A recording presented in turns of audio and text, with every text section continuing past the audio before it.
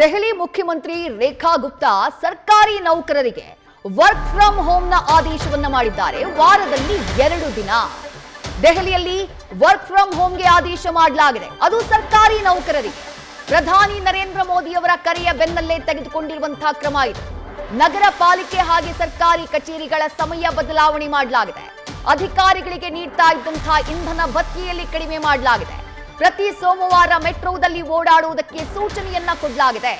ಸರ್ಕಾರಿ ನೌಕರರಿಗೆ ವಾರದಲ್ಲಿ 2 ದಿನ ವರ್ಕ್ ಫ್ರಮ್ ಹೋಮ್ನ ಆದೇಶವನ್ನ ಮಾಡಿದ್ದಾರೆ ದೆಹಲಿಯ ಮುಖ್ಯಮಂತ್ರಿಗಳಾಗಿರುವಂತಹ ರೇಖಾ ಗುಪ್ತಾ.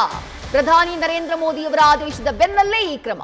ಖಾಸಗಿ ವಲಯಕ್ಕೂ ಕೂಡ ಶೀಘ್ರದಲ್ಲೇ ಈ ಬಗ್ಗೆ ಸಲಹೆಯನ್ನ ಕೊಡುವಂತಹ ಸಾಧ್ಯತೆ ಇದೆ. ಪ್ರಧಾನಿ ನರೇಂದ್ರ ಮೋದಿ ವರ್ಕ್ ಫ್ರಮ್ ಹೋಮ್ನ ಆದಷ್ಟು ಆಯ್ಕೆ ಮಾಡಿಕೊಳ್ಳಿ ಅನ್ನುವಂಥ ಸಲಹೆಯನ್ನ ಮೊನ್ನೆ ದೇಶದ ಜನರಿಗೆ ಕರೆ ಕೊಟ್ಟಂತಹ ಸಂದರ್ಭದಲ್ಲಿ ಹೇಳಿದ್ರು. ಆ ಮೂಲಕ ಇಂಧನವನ್ನ ಉಳಿತಾಯ ಮಾಡೋದಕ್ಕೆ ಸಾಧ್ಯ ಆಗುತ್ತೆ, ಸ್ವಲ್ಪ ಹೆಲ್ಪ್ ಆಗುತ್ತೆ ಅಂತ ಹೇಳಿ. ಈಗ ಸರ್ಕಾರಿ ಕಚೇರಿಯಿಂದಲೇ ಅದು ಆರಂಭ ಆಗಿದೆ. ಅದನ್ನ ಪ್ರಾರಂಭ ಮಾಡಿರೋದು ದೆಹಲಿಯ ಮುಖ್ಯಮಂತ್ರಿ ಆಗಿರುವಂತಹ ರೇಖಾ ಗುಪ್ತಾ ಅವರು.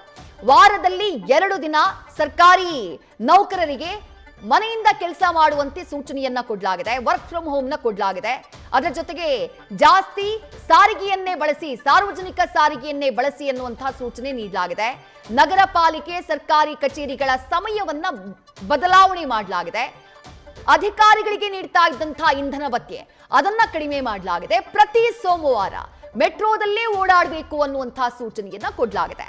ವಾರದಲ್ಲಿ 2 ದಿನ ಸರ್ಕಾರಿ ನೌಕರರಿಗೆ ವರ್ಕ್ ಫ್ರಮ್ ಹೋಮ್.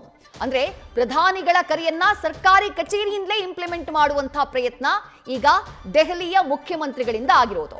ಇದರ ಇಂಪ್ಲಿಕೇಶನ್ಸ್ ಏನು, ಇದರ ಪರಿಣಾಮಗಳು ಏನು, ಅದು ಮುಂದಿನ ದಿನಗಳಲ್ಲಿ ಗೊತ್ತಾಗುತ್ತೆ. ಬಟ್ ಆರಂಭದಲ್ಲಿ ಪ್ರಧಾನಿಗಳ ಕರೆಗೆ ಮನ್ನಣೆಯನ್ನ ಕೊಟ್ಟು ಇಂಥದ್ದೊಂದು ನಿರ್ಧಾರವನ್ನ ದೆಹಲಿಯ ಬಿಜೆಪಿ ಸರ್ಕಾರದ ಮುಖ್ಯಮಂತ್ರಿ ರೇಖಾ ಗುಪ್ತಾ ಅವರು ಮಾಡಿದ್ದಾರೆ. ಖಾಸಗಿ ವಲಯಕ್ಕೂ ಕೂಡ ಶೀಘ್ರದಲ್ಲೇ ಈ ಬಗ್ಗೆ ಸಲಹೆಯನ್ನ ಕೊಡುವಂತಹ ಸಾಧ್ಯತೆ ಇದೆ.